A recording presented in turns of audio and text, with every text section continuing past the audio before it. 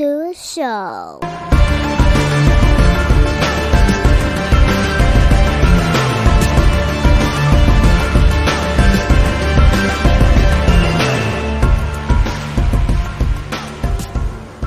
What's going on, everybody? Welcome back to another episode of Off Mass Podcast. And it's Dante. And my guest this week is a jiu-jitsu grappler that I met on Instagram, like most. But the unique thing about this grappler is they're also an artist. And I'm sure a lot of you other grapplers are artists too, but I don't be seeing y'all work. I don't be seeing y'all do nothing with it. So here we are. So I'm going to be welcoming on the podcast this week Miss Melly from Australia. Hello, Melly. Welcome to the show. How are you? Hi, I'm good, thanks. Thank you so much for having me. No, thank you for making the time and doing this on such a quick turnaround. I think we talked like last week. You know, yeah, I can do it on Sunday or Saturday. It's like, okay. And then also with the time, I didn't understand that your Sunday is my Saturday. I had it flip flopped, and I was like, okay, I can do Sunday. It's gonna be weird, but it'll be Saturday for you. And then even my wife at the time was like, no, you numbskull. She's gonna be on Sunday, and you're gonna be on Saturday. I was like, are you sure? The only reason why I realized that myself is because I was just over there and I was like, oh, we lose a day back home. So otherwise I would have thought the same thing. Well, I mean, you're the first person I've spoken to from Australia, so I don't know any different. I just think because I'm used to talking to people from like California and Europe, and I'm here in Maryland on the East Coast in the US. So if I'm talking to someone from Europe, it's usually 5 to 6 hours time difference. And then if I'm talking to someone from California, they're usually behind by 4 hours. So, or maybe 3, I don't know, a bunch of hours. So when I spoke with you, I was like, well, it can't be that bad, right? I guess that's why they call us the land down under. 14 hours behind everything. Maybe, I mean, you guys are in the future right now. So yeah, no, that's true, actually. That's how I think of time zones. It's just time travel, which, if you guys listen to the last episode or one of the last, I think it was last episode with my good friend Shoki, we ended the podcast with some time travel talk. So if you haven't heard that, go check it out. But why we are here is because I want to talk to you about, first off, jiu-jitsu, and then also seeing your work on Instagram with jiu-jitsu and really your artwork. Like, it's like, for me to say someone's art is really good, it isn't really saying much because I can't do stick figures. But when I see it, it's like, dude, that's like, because you see it coming to life as you're doing it. So I guess my first question is for jiu-jitsu. What got you started with it and when did you start? Okay, so actually jiu-jitsu came to me because of a shoulder injury. I suppose like most jiu-jitsu people, we have lots of practical hobbies. And I was actually snowboarding in Japan a couple of years ago, and the POW was amazing. If you've ever been to Japan, you can totally relate to that. So I was finding the POW, and unfortunately I hit a covered hole in the ground, and just the way my snowboard sort of collided with that hole, I landed poorly on my left shoulder, and I was like, oh, that doesn't feel great. I didn't pop it, but it was certainly like jarred. And it was one of those injuries that just took a little bit of time to recover. And I was definitely in that injury depression stage. And I was training at a gym just down the road, and it had mixed martial arts. And one of the personal trainers was offering a special for 10 sessions. And I thought, you know what, let's just commit to 10 sessions, use it as an opportunity to rehab, commit to training, get myself back out and amongst it. And he happened to be a black belt. So after about 4 or 5 of our rehab sessions for my shoulder, he said, you know what, I think you'd really enjoy jiu-jitsu. You should give it a crack. And I went to my first class and I was like, oh, wow, this is amazing. There's so much to learn. It'll be never ending. And I just, from then on, I have not been able to resist the urge. So that was, I've been training probably for 4 years now. I suppose everyone feels that lull during COVID where the world froze for a little bit. But over the period of 4.5 to 5 years, I'd say I've been training, pretty comfortable that 4 of those, 3.5 to 4 of those have been active engagement with the sport. So It's always interesting when I think about people doing jiu-jitsu, and one of the things you just said there that I've noticed with other grapplers too is there's so much to learn, so you want more. There's a thirst for knowledge, yeah. whereas I know people who they've come out there, they've tried it, they're like, it's fun, yeah, I'm gonna go ahead and check out though. But those who stick around are those that are always wanting to know more, or it's just like, Curious. yeah, you're curious. You're just, you like you said, like just hobbies, and most grapplers I know aren't just people who are like, you know, and I was sewing the other day, and then I was knitting a scarf, and then I decided to do jujitsu. It's like usually something extreme, like snowboarding, or Back riding. climbing, yeah, bareback ride, all these crazy things. And it's like, are grapplers normal? Do we do normal shit?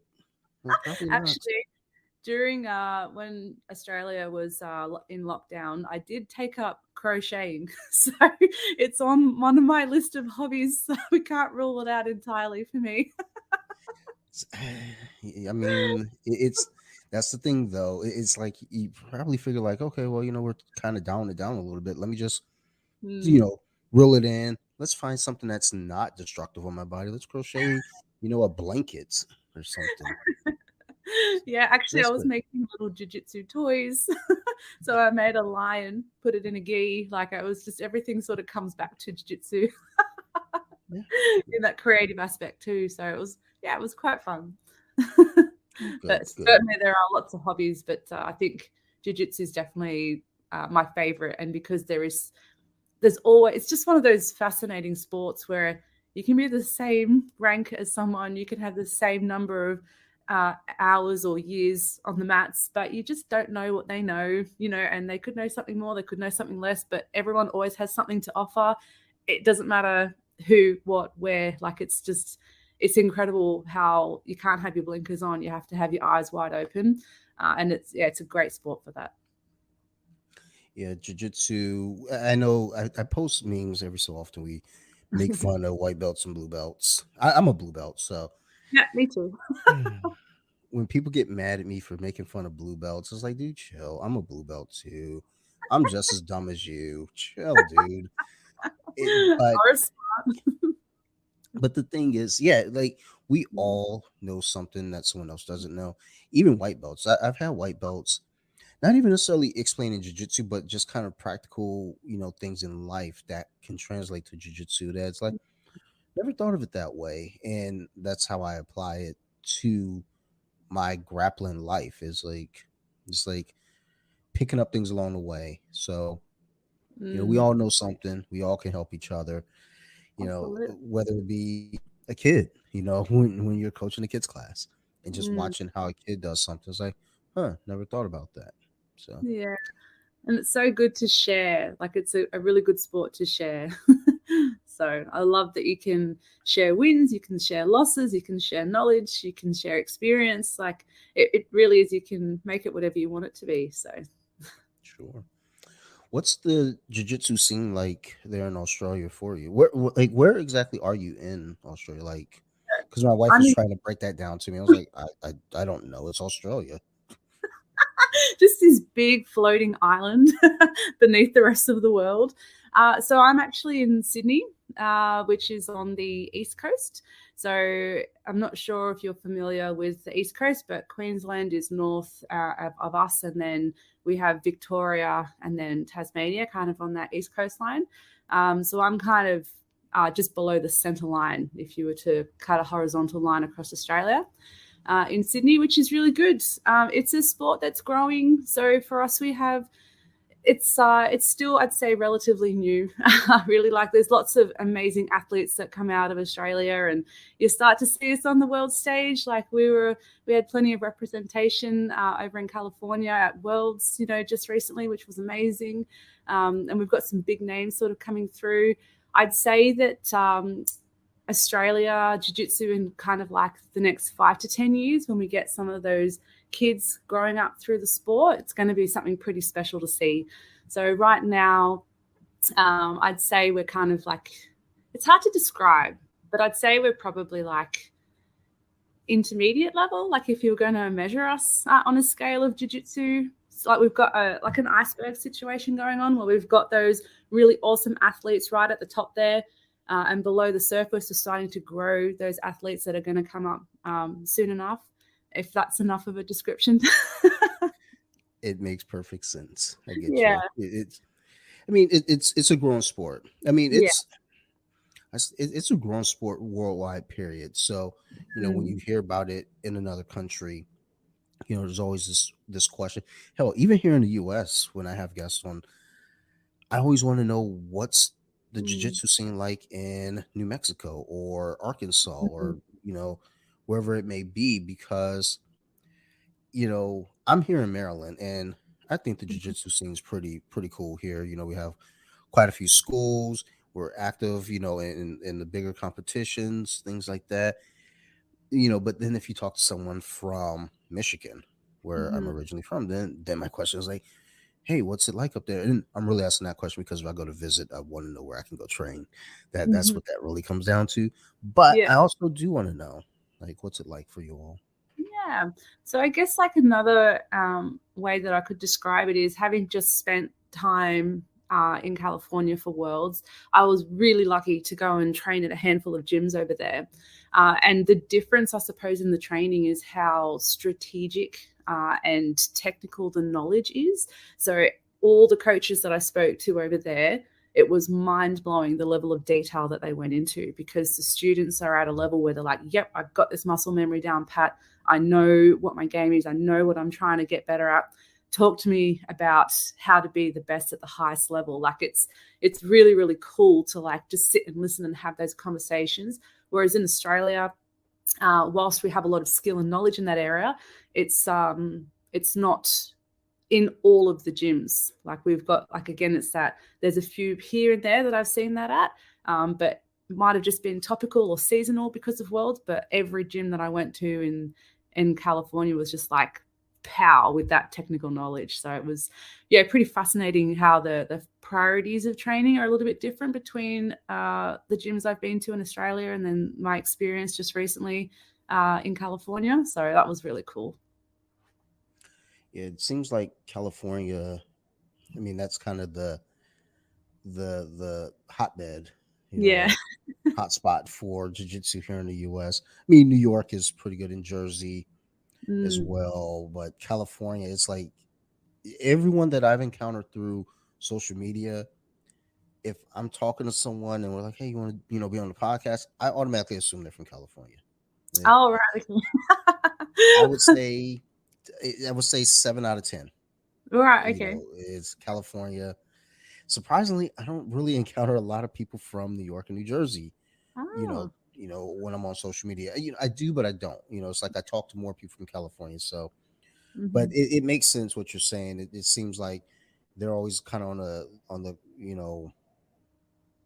cutting edge of Yeah. jiu-jitsu. They're always training, always moving. Yeah, it was amazing. It was a really, really cool experience. So, and Australia's going to get there. We've got so much talent, so much potential. The only thing Australia needs is just probably a little bit more time to get some of our young guns on that stage. And Australia is going to be represented. You watch. We're already represented, but like, it'll be really cool to be able to challenge it in our own little Aussie way. So I'm excited to see how it goes. I don't doubt it. I think like you said, give it some time. Yeah. When you were in California, where did you stop by to travel, or not travel? Where did you stop by to train? So I went down to San Diego, and I stopped in at I think you pronounce it Hara Jiu Jitsu. It's spelled Rada. but I think it's a little, we've got the silent R situation. So we went to Art of Jiu Jitsu. We went to, it was Bree Jiu Jitsu as well. So got to train, I think, with Dan. I'm not sure of his surname, but he was a brilliant coach, really, really incredible.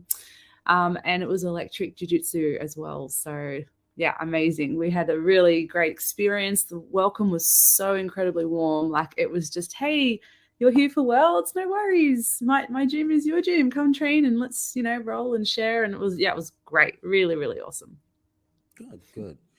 Like, I remember when you and I were going back and forth, you're asking, hey, are you gonna be at Worlds? I was like, well, I won't be at Worlds, but my team will be there. And then I was trying to find out who's gonna be there because I hadn't been at the gym as much lately, just with changing schedules and changing work and everything. So I'm like, I messaged my one buddy. I'm like, hey, are you going to Worlds? Like, no, I'm not going. Who's going? And he's like, hold on, let me find out. And I'll hear back from him. And then by that time, like, you're already there. I was like, oh shit. And then I'm seeing on Instagram who's all there. I was like, oh. And everyone's friendly from our group, but also it's like, just to say, hey, so Melly, go talk to this person right there. Sure, no, I know it's weird. You're a complete stranger, but it'll be cool. Trust me. That they actually would have been very nice, but they also would have been like, Dante said, what? But it was funny Yeah, it. because like when I got in the queue to get on the plane, someone saw that I was wearing holding a tatami backpack, and they just tapped me on the shoulder and they said, "Oh, you're going to LA? Are you going to Worlds?" And I said, "Yes, I am." And I said, "Do you train?" And they said, "Yes, I do." And then it sparked this incredible conversation for the next 15 minutes. And then we connected on Instagram, and this is the world of jiu-jitsu. Now we're friends. We'll probably train together. We're both from Sydney. So Oh, it's a cool. great sport. Yeah, jiu-jitsu's like really, really cool in that way where it's I think it's popular enough, but I think it's still at that point where it's like if we see someone out in the wild, we're excited. We're like, oh my god, you train too? Like, Yeah. like be my friend. Yeah. Please talk to me. Please talk to me about jiu-jitsu. Like, I went to a party a few weeks back, and I get a text. Well, before the party, I get a text from my buddy's wife, and she goes, "Hey Dante, there's a guy from Ireland here who trains jiu-jitsu. He's really excited to meet you." I was like, "Oh, word, that's pretty fucking cool." I was like, "I'll be sure to bring my gear that day." I get a text 10 minutes later. Yeah, Bobby says don't bring your gear. Oh, It's like okay, but can't be I friends with got Bobby. to. Bobby was like, no, not in this house. Like, no, we go in the backyard. It's fine. But when I got to the party, I did the usual greet. I'm really like awkward, so I walk in like, hey everybody, I got beer. Like, okay. And then as I walk by, now I have not seen this Irishman yet. So I'm just assuming as I'm walking through because there are people there that I don't know. So I'm looking. I was like, and he walks up to me because I had on a BJJ Wiki shirt. He walks up to me and he goes, Dante. I was like, yeah. And then we sat down and just started talking jujitsu. Like Amazing. it was a party for like collectors, like action figures, comic books, things of that nature, Transformers, shit like that. Yeah. And we didn't talk about any collecting at all. All we talked about was jujitsu, he and I, and whiskey. So, And whiskey. but that's one of those magical things about jujitsu is like when we find one of our own out in the wild, it's Mm, like, oh my god, we've got so much yeah. to catch up on. Yeah. Where have you been all my life? Uh, so for you with training and Mhm. and then also what you do with your art as well, like was that just kind of a automatic thing for you when once you got into training, like because it feels like oh okay, I do jiu-jitsu, I'm also an artist. Mhm. Yeah, I guess I'll just mesh the two worlds. Or was it like was it an automatic thing for you, like just like common sense, or was it something as you're doing jujitsu for a while, you're like, huh, maybe I should kind of mesh these two worlds together? So when I first started training, my very first class, the black belt that was coaching me with my injury, he said, "There's another girl in jiu-jitsu or in our gym who actually takes notes and draws the pictures that helps her study with her memory, etc., etc." And I guess for me, I found jiu-jitsu a little bit later in life, and I did all the responsible things after school, like go and work on my career and explore the world, etc. But I lost journaling. I've been quite artistic forever, very creative mind, but I think there was just a period of time where I just got really busy doing adult things and didn't make time for it.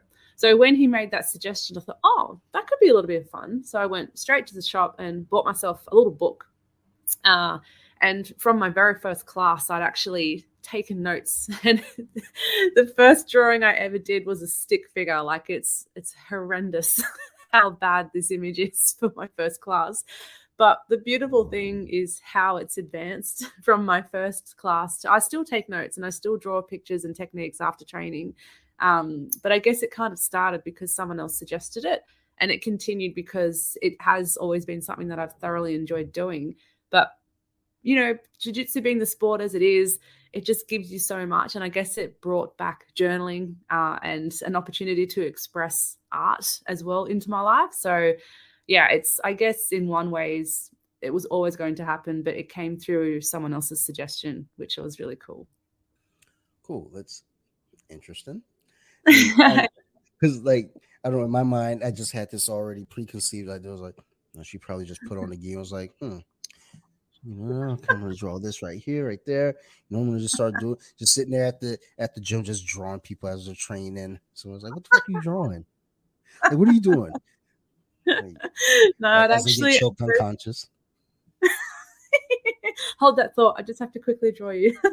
No. I'd always draw my pictures at home in a little notebook. And it was funny because at the very beginning, obviously it would take many hours. I would spend a lot of time, but because it was enjoyable too. But I found it was a good way to settle the adrenaline. When I first started, I suppose white belts experience it at different levels, but I always found myself, because I'm such a curious mind, problem solving everything, that if I could just focus that on the paper in front of me, it was a very mindful activity to reduce the adrenaline, but also be productive with my mind. And then as a result of that, it just became a really fun way to study, but it's never actually felt like study. But now that I've been training for a little while and I've got experience and a little bit of diversity in my skill set, I suppose, I find that things they come back to me very quickly. Like if I have a little bit of time off the mats because of whatever might be going on in the world or just my personal life, when I come back, it's easy to kind of recall, I think, because of the time I've invested in writing down the details and drawing those techniques and focusing on where grips might be or what someone else might be doing. So I guess with the drawing, it's not only learning the technique that I was trying to do, but also what the defense or the attacks might be on the opposite side of it. So it's really cool how it gives you so much.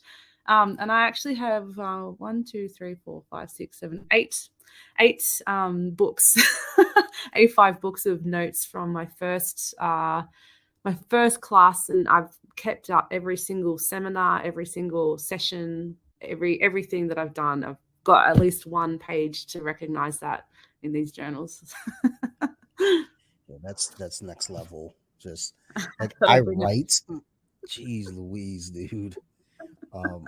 I'll have to get a picture of that and somehow incorporate that. Like I write notes, and writing helps me a lot. I can only imagine, like, what drawing it does for you, because it definitely has to help a lot.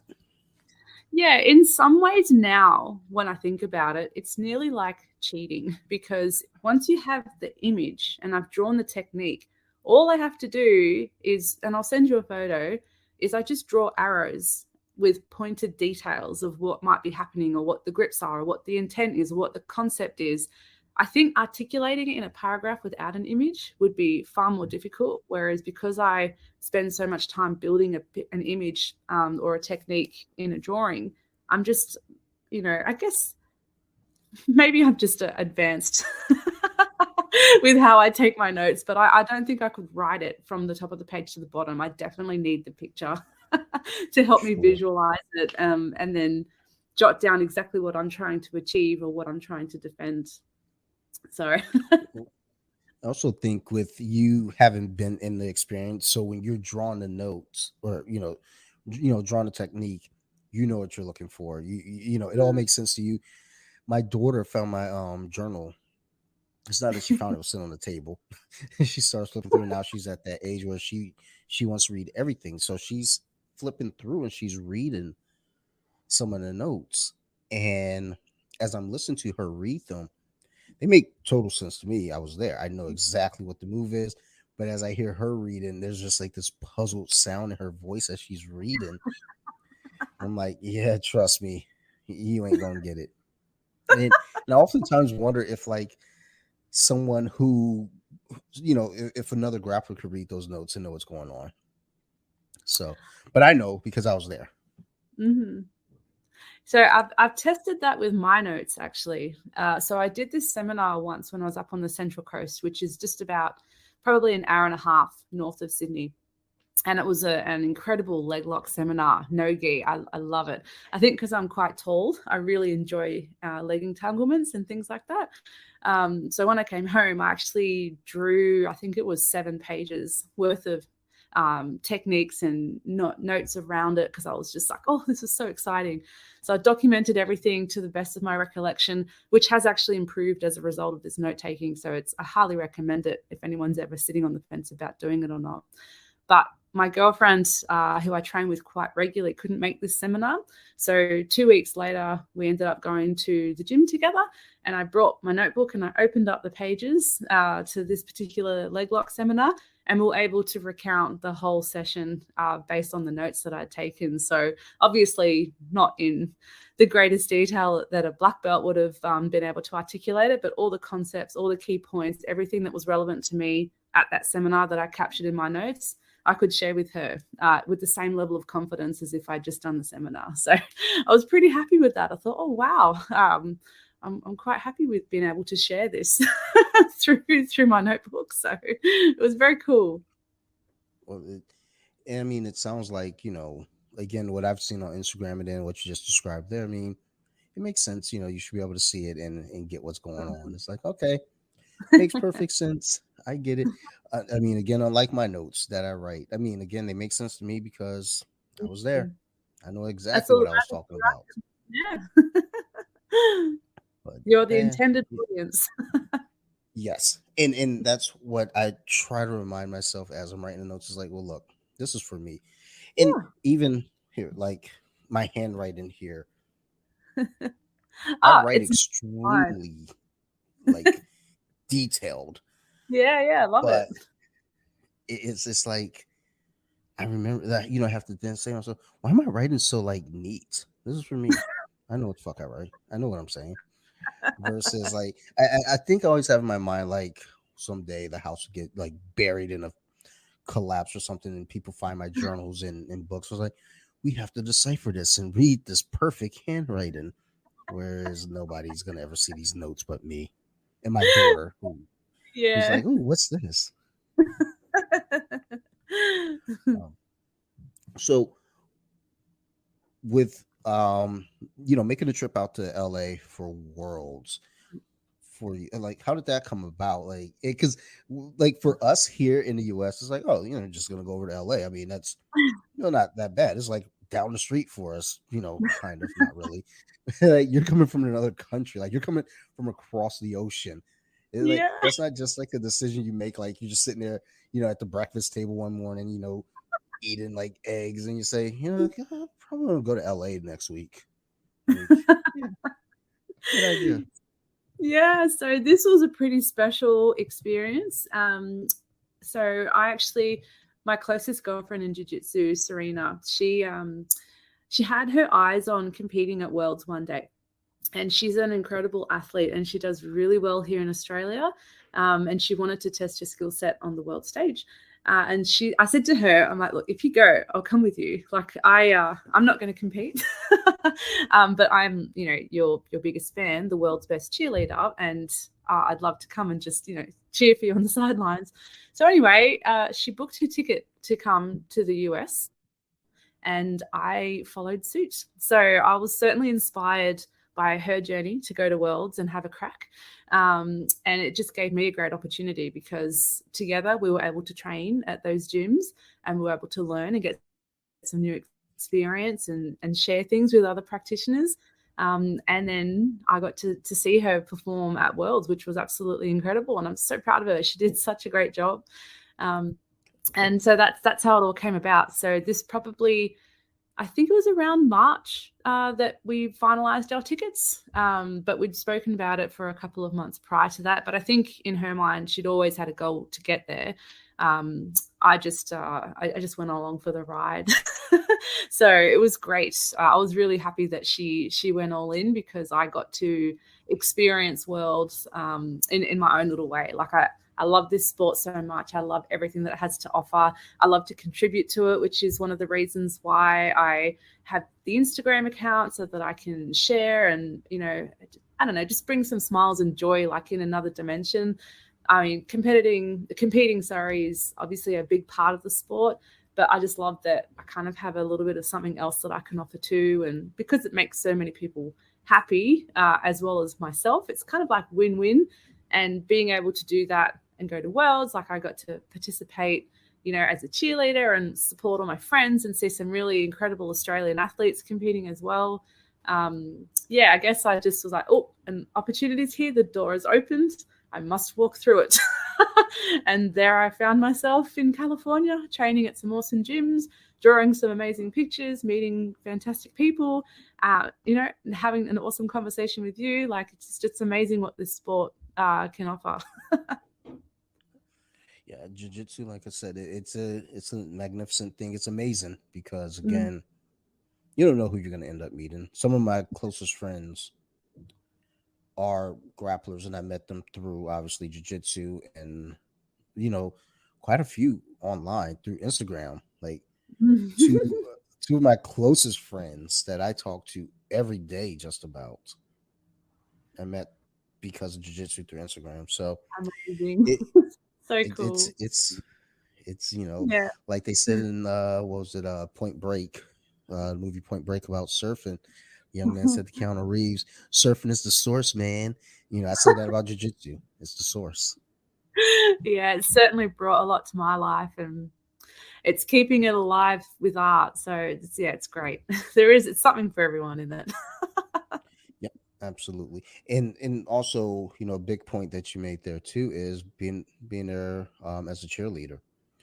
That's more important than what people actually think it is. Just having a support system, having your team there, having your friends there, having someone in your corner versus just showing up by yourself and just saying. There's some people with ice in their veins. They could do that. They could just show up and be like, I'm gonna go compete. I'm gonna go win. Yeah, no big deal.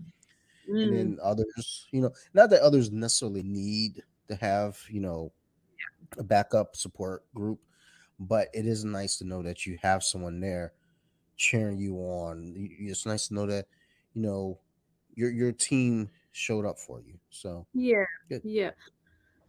And like, it's funny because like I don't compete. Like, I'm really not a competitor. My goal is to kind of do at least one competition per belt level, and that's okay for me. Like, I'm totally comfortable with the fact that I don't go all day every day to try and compete.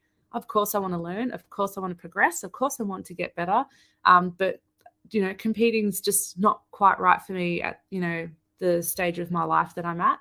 But I love to support those who are at that right stage and who love to get amongst it, and if they want to drill with me, if they want to roll with me, whether it's a hard roll, a flow roll, a medium roll, like if I can do something to help someone prepare for a competition, like I'm there, and there's been so many comps this year in Australia that I've been to cheer on my friends, to cheer on my teammates, and like whether they win, whether they lose, like I'm still I'm so proud of them. And I'm like, and I yell that. I'm like, I'm so proud of you. You did a great job. Like, you go get it. Like, have a great time. And like, they just to give them a hug after in a win or a loss, like, who cares really? Like, it's the camaraderie, the friendships. It's you're having a go. You're putting yourself out there. I'm so stoked for them.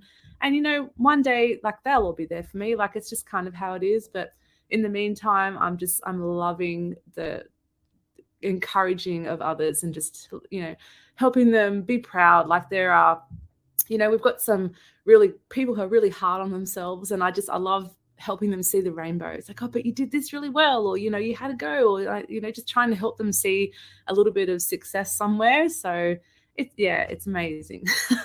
And I personally, it takes no time or energy for me to do that. Like, it's just a natural part of who I am to be a bit of a cheerleader, and it might just be my place in the sport, but again, that's also fine, because people are happy to receive it. I'm happy to give it. So we share that in common. That's one thing that I always feel like. I mean, I don't compete.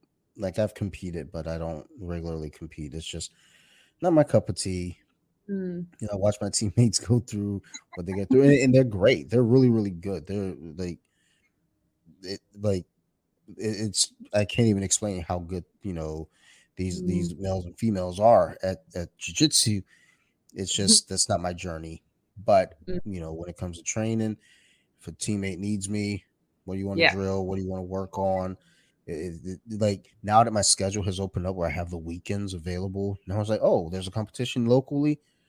I'm here. I'll be there with you guys. I didn't know there was a competition going on today. My teammate was over here last night because we had another teammate make their professional MMA debut. So we're watching the fight, and he's like, I gotta compete tomorrow. I was like, oh, where like whereabouts? Like, which comp? Like, where's it gonna be at? And he told me where it was. Like, oh, nah, that's a hike. I ain't making that trip. Plus, my sister's in town, so I had already had plans. So, but yeah, just being there for your team is that that makes a big difference. So, good for you and good for the team. Not saying, hey, Melly, you gotta compete. You gotta do. You're not gonna get better unless you compete. Because I do encounter that on Instagram a lot with people. It's like, well, if you don't compete, you're not gonna get better. It's like, well, you can. It's gonna be a different timetable, but you'll get better. Everyone does. I think there's a little bit of pressure to compete. There are certainly. I do feel that how come you're not competing situation. But I suppose I think the way that people have seen me advance in the artistic space of jiu-jitsu, they're kind of appreciating that there are other ways to fit into this sport and enjoy this sport. So I hope that I can keep that avenue alive, because I'm really confident that there are other people like you and I out there that just love to be amongst it in gentle ways with the sport. So I'm hoping that art or the drawings or whatever it is that I'm doing, that my influence can help inspire maybe other people that just really want to be amongst it, but maybe competing doesn't fit what their definition might be for the sport. So anyway, we'll see. I'll keep just being myself and keep drawing and keep cheerleading, and you never know.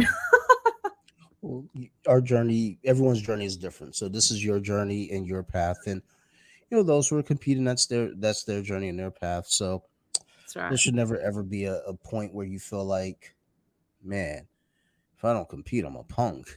It's like, or I compete, I'm so much better than the rest of the world because I compete. And don't get me wrong, people who go out there and compete, my hat's off to them, because Same. the nerves that you're going through and the emotions that you're going through, win or lose. I mean, there's a lot. Like, when you see someone win, and I put up a video recently of someone tapping someone out, and granted, their celebration may not have been the most professional, but the thing is, everyone's different in that regard of, like, they got to win, they got a submission, the adrenaline's going, they're excited, their body's just reacting.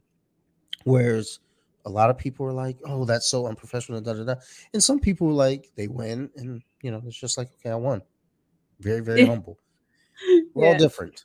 Yeah, absolutely. It was funny though, when I was in California with my friend, we were having a little joke because I kind of got like a really nice, easy version of Worlds. I got to do all the training with all the high level athletes, and I got to see all the things and ask all the questions, but I didn't have to worry about, what food I was eating or how much sleep I was getting. I really was a bit spoiled. So in some ways, it's kind of like, who's the real winner? That's a fact. That is a big fact. Yeah. Um, so, um, with you not necessarily being a competitor, Mhm. like on the level of those who call themselves competitors, um, do you see yourself, you know, at any point, traveling to do a competition, like not necessarily to worlds, but like, if let's say you and a couple teammates are like, hey, let's go to US and do, I don't know, pans or something, nogi or some, something out here in the US, or so I'm gonna sound very ignorant, as I'm not sure because there's Australia. It's like, We what's do have that. close by? Oh, right. So New Zealand's close. Indonesia's close. Thailand is, I would say, reasonably close, but it's still like a 10-hour flight from Sydney. But we have lots of people, like competitions come to Australia, that are reasonably high level. Like AJP came to Australia, and we also had PANS as well. So um, I'd say I am open to any experience and opportunity that this sport can offer. I would really like to compete because it is a good challenge, and it is something that I'd like to explore and have a go at doing. Um, but when that might be, I'd say realistically, probably next year, just with everything that I have on my plate at the moment. And it's not something that I'd ever rule out.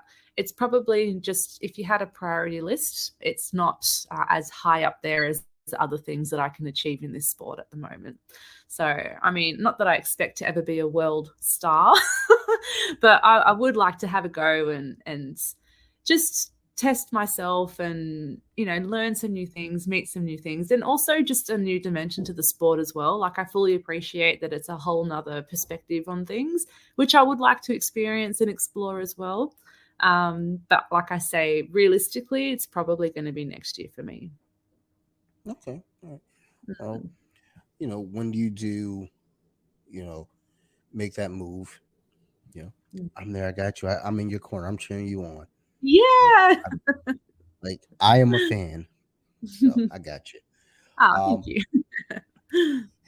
Before we get out of here, my 7-year-old, who's Oh obsessed with Australia, had some questions, and they're very 7-year-old questions. Like my wife, we're all sitting at dinner tonight, and my wife, you know, is explaining to my daughter, yes, daddy's going to be recording with a lady from Australia. And she's like, her eyes lit up. And then my wife suggested she ask some questions. I was like, oh, I mean, I guess maybe that would be a cute segment to the podcast, questions from a 7-year-old, because she does ask some wild questions at times. But I was expecting, like, well, I think some of her original questions were kind of like off the wall. My wife was like, yeah, no, let's not ask that. No, we're Mhm. not doing that. And I was like, oh, we should. I love chaos. Oh.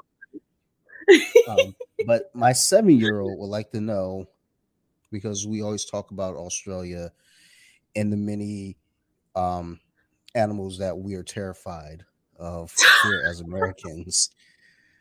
As my only exposure to Australia is Crocodile Dundee and the TV show Lost. So anyhow, the questions from the 7-year-old, because Mhm. animals. What kind of snakes do you have?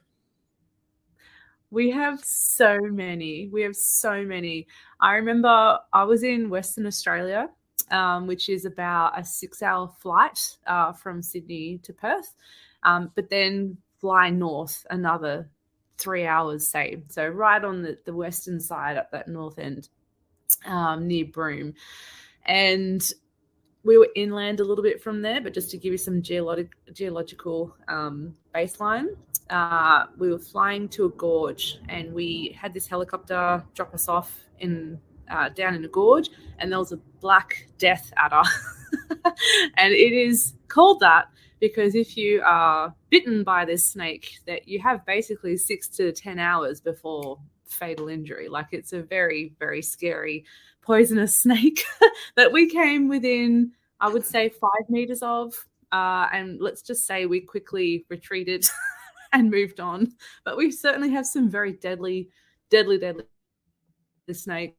And then we also have some relatively harmless green tree pythons. So we have the whole variety. Unfortunately, the snakes are not a lie. All right, so I just wrote that But you down. don't see Things the to city. things to avoid. Australia. No, All right. no, just the desert country components of Australia. Everything kind of in the city is fine, but when you start to go out into the red center, it gets a little bit more wild. See, and that's always been my assumption. It's like, look, it's not like it's just some like land of like just trees and no like it's not like y'all living in huts, you know. Like there's got to be cities and like it's not madness, but Florida is a thing down here, and you go to Florida and it seems okay until you see an alligator walk across the street, and you're like, nope, I'm getting back on this plane now. So Okay, I've never seen a crocodile or an alligator in the city of Sydney. But go to Darwin. I can't attest to Darwin. I know that there's lots of salties up in on Darwin's coastline. Not that I've seen them sort of come in, but they're a real threat. You don't go swimming in waters up in that Northern Territory space. We just like, okay, so Australia is really diverse, right? It depends on where in the country you are as to what the hazards and the risks might be.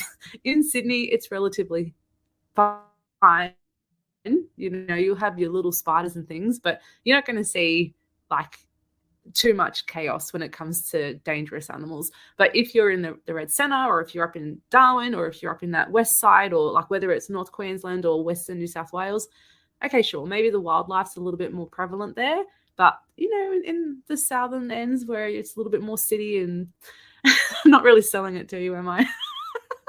at the very least, I Australia's know cool. Sydney's the spot to go, basically. Yeah, come to Sydney, come to Adelaide, go to Tasmania and Fair Brisbane. They're enough. all good places. I will make that note because my daughter's always saying we've got to go certain places, and I love my daughter, and if she, as she's older, and then heaven, forbid, anything happens along this path, if she says, "Hey, Dad, we have to go to Australia," I'm like, "All right, baby doll, let's go." You should. But then I'll tell you I want to say places to we have to go to these places. yes. That's funny. Yes, if you ever do come to Australia, just let me know in advance, and I'll give you some feedback on your planned destinations. If I go to Australia at any point, like I said, my first thing is like, okay, so where are the nearest gyms we can train at? Number one. Oh Then number yes, I've two, got some avoid all great snakes. oh, funny. All right. So her second question, I think she has 3.5 questions. Her second Okay. question is, and I'm not sure if you're familiar with the cartoon Bluey. Oh, is Um, it a giant dog cartoon? I yes, haven't seen it for a long time. I wish I could say the same. Oh boy, she she's also obsessed with that show as well. There was actually someone she was watching on YouTube named Melly that Oh. I think that was her initial introduction to Australia. But her question is, what's your favorite Bluey character if you have one? But Oh, I don't think I've watched Bluey enough to have a favorite character. But if she loves animals, you can tell her that we do have blue heelers in Australia. They usually live on farms and they usually help herd cattle and sheep and whatever else might be running around. So that might be an interesting fact to share with her. I will pass that on to her, and I know her eyes will light up because No. it's new information. Yeah. Her next question is kind of a two-parter. Or no, maybe it's not. Maybe not. Okay, I'm dumb. I read it wrong. Is there a zoo in Australia? Oh, yes. We have several zoos in Australia. Dubbo Zoo, Taronga Zoo, and Australia Zoo up in Queensland. So I'm sure there are plenty more, but they're the ones that spring to mind. Very popular, very large, lots of amazing animals to see when you come to visit with her. I will let her know. Like, look, kid, there are plenty to go to. Just pick one. Um, and then her Absolutely. last question is, what is your favorite place to go to in Australia? The Kimberleys. So I was really lucky to travel across Australia with my husband. So we've done two big trips across the country. We've driven from Perth to Sydney via Uluru, and we've driven for our honeymoon. We went from Sydney to Adelaide, up the centre to Darwin, and then over west um, into Western Australia for a little bit.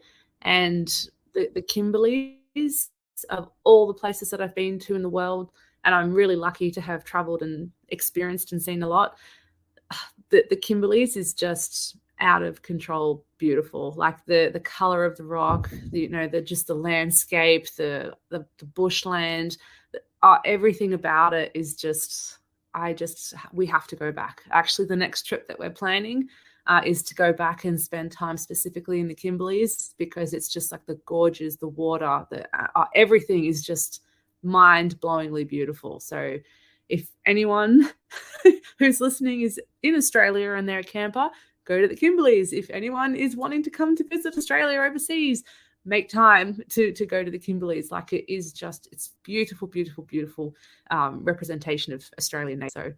So highly recommend. My favorite spot for sure. Noted. I will pass this information on to my daughter, and then that will give her a new obsession and new things to start looking up, and Oh, you know, interrupting podcast and video game time. Like, Dad, did you know this? Like, I do now. I did. Um, Amazing. but I do appreciate her wanting to share her information and her findings with me, and I will take this back to her so she will also now have new things to look into. So thank you for that. No, my pleasure. And with that, we'll go ahead and wrap up. So, Miss Melly, thank you so much for doing this, and thank you for just making the time, especially on short notice, to do No, this my pleasure. episode. Mm. Um, Before we get out of here, do you have any shout outs or mentions that you'd like to drop?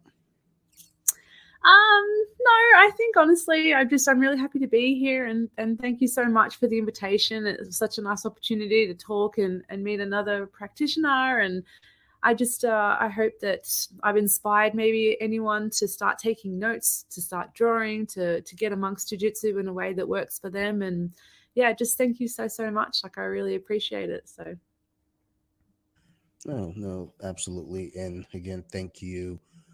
And as always, to everyone out there, thank you very much for the support. Thank you for listening. And just thank you for everything. If y'all have any questions, concerns, criticisms, always feel free to reach out to me. You can find me at bjj.wiki on Instagram or Off the Mats Podcast on Instagram as well. Yeah, that's pretty much it. You can find me on Instagram, the main spots. I'd like to give a big shout out to my crew over there at Nerd Rage Radio. Bobby, Chris, Joe, Marilyn, Phil. If you guys listen to the show, you've heard me say all the names. I just can't remember all the names right now, so you guys know the names, all those guys. Um, if it weren't for them, I wouldn't be doing podcasting. And I know I've been on a few episodes lately, even though with my schedule change, I said, hey, I can't do episodes really anymore because I'm going to be working during those hours. I think I've been on more episodes the last 2 months than I've been on in previous years. So go check it out. You'll hear me say bad words and every so often talk about nerd stuff. Nerd Rage Radio. Also want to give a big shout out to my other podcast. So you like horror? If you like scary movies, go check it out. We just did we did an episode review on a movie called Killer Kites. So it was a fun movie. That's all there is to say. It's a fun movie. Go listen to that episode. You'll really get the full opinion of it. And we're doing horror through the decade. So if you want to know about horror movies from the 1920s up to current, we're on a journey doing that. So go check it out on So You Like Horror on Instagram. All the words separated by underscores. It's a fun time. And last but not least, big shout out to our guest today, Miss Melly from Australia. And actually, as I keep saying that, I'm sitting here like a doof. Like I don't have her Instagram handle right here in front of me. Actually, I don't because it reset. But um, Miss Melly can be found also on Instagram at the Art of Jiu Jitsu, all one word. I'll put that in the show notes. So big shout out to Melly here and her artwork and her jiu-jitsu journey. You can go follow that on the Art of Jiu-Jitsu on Instagram. So go check it out. She has some amazing work and she's a wonderful person to talk to. I mean, she started talking to me on Instagram and I was like, oh my God, like people are friendly. And like I felt at first I felt like, is this a scam? People aren't this nice.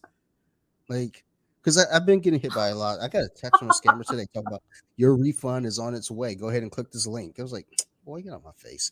So it was a little jarring at first. So I'm glad that we actually got to do this episode and chit chat. So now I know that you're a real human and not a scammer. Yeah. So you all go check out her Instagram and follow her journey as well. Otherwise, thank you again, everyone. I love you all to death. You guys have been great, and I appreciate you all. You guys keep listening, and I'm gonna keep making these shows. Thank you, everyone, and goodbye. Bye, everyone.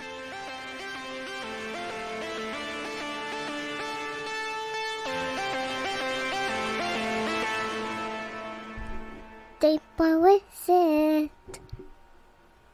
Now let me sing a song.